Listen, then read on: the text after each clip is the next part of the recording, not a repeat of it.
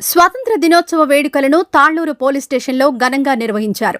ఈ సందర్భంగా ఎస్ఐ మల్లికార్జున జాతీయ పతాకాన్ని ఆవిష్కరించి గౌరవ వందనం చేశారు.